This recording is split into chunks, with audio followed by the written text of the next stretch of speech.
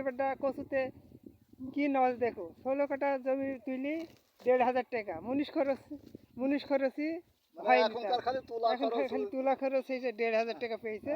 দর্শক কত এটা যে কচুই নজ, তাহলে লস মানে ওইদিকে যে 37,000 টাকা খরচ আর 52,000 টাকার মানে জমি, আর আমার নিজের খাটনি যেটা সেটা তো থাকলি সেটা থাকলে এগুলো সবই লস।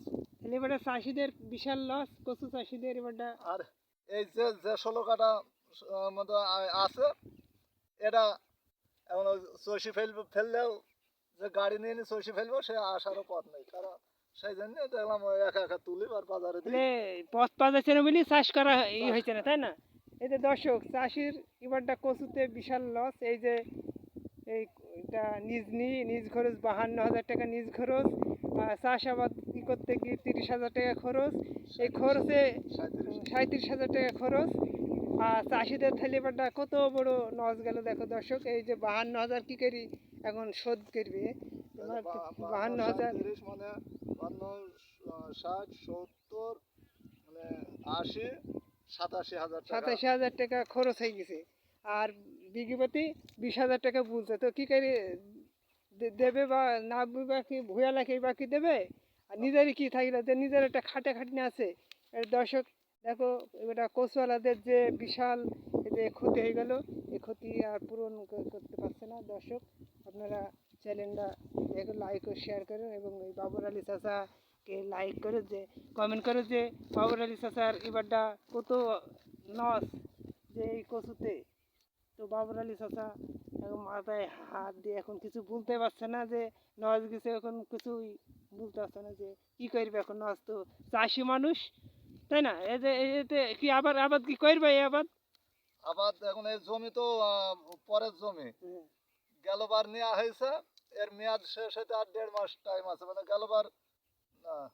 গেলবার পৌষ মাসে নিয়েছি, এ তো কার্তিক মাসের আর দেখে গেল অঘ্রান পৌষ, আর 1.5 মাস টাইম আছে।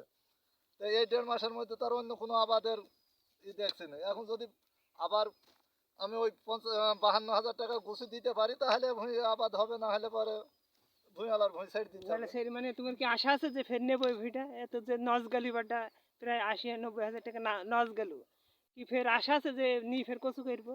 এখন অর্থ গুছানি তো গায়ে বাঁধা, তারপরে তো চেষ্টা করে দেখতে হবে, যেহেতু আমাদের তো চাষ ছাড়া অন্য কিছু নেই, চাষের উপর ভিত্তি করে চলি।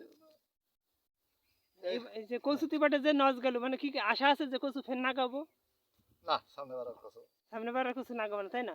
নাগালেও 1 বিঘে, এবছরে 3 বিঘে কচু ছিল, সামনে বার হয়তো নাগালে 1 বিঘে নাগাতে পারে, তাছাড়া হয়তো আর নাগাবো নাগাবো না, তাই না?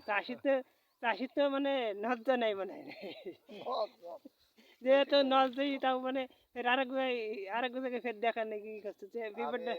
আমি মোটামুটি আলু কচুর আবাদ করে 2.5 বিঘে মতো জমি, নিজের জমি বেশি সেরি ফেলেছে। মানে এই জমি আবাদ করতে গিয়ে জমি বিক্রি করতে হয়েছে। এরকম মানে আলুতে আর কচুতে, তারপরে পেঁয়াজে রসুনে মার খেয়ে খেয়ে 2.5 বিঘের মতো জমি বেশি খেয়েছে। ওই আবাদ করতে গিয়ে জমি বেচতে হয়েছে। হ্যাঁ, বেচতে হয়েছে। চাষি দেখো যে শোক। আর আর এখনো 2 বিঘে জমি বন্দুক আছে 4 লাখ টাকায়। আবাদে 4 লাখ টাকা বন্দুক আছে, কচু আর আলু বন্দুক নাগাইতে গিয়ে আছে। বন্দুক দিয়ে কচু নাগাইছে। দেখে দর্শক, এই যে দর্শক এই চাষি জমি বন্দুক দিয়ে এই যে কচু আলু করে, যে এই যে এবারটা যে 52 প্রায় 80,000 90,000 টাকা নজ গেলে চাষির, কত বড় নজ দেখো। তাও আবাদ ছাড়বে না, বুঝলে ফের করবো। চাষির খুব ঝোল আবাদের নিশা। চাষি মানুষ তো কোনো কাজ ছাড়তে পারে না, চাষিদের এই ইউনিক খাটাখাটনি। তো তো দর্শক আপনারা এটা লাইক ও শেয়ার করবেন, বাবর আলী চাচাকে কমেন্ট করে জানাবেন যে কি আবাদে কেরাম কি হইলো, একটু দেখবেন। এটা ভালো থাকে এবং সবাই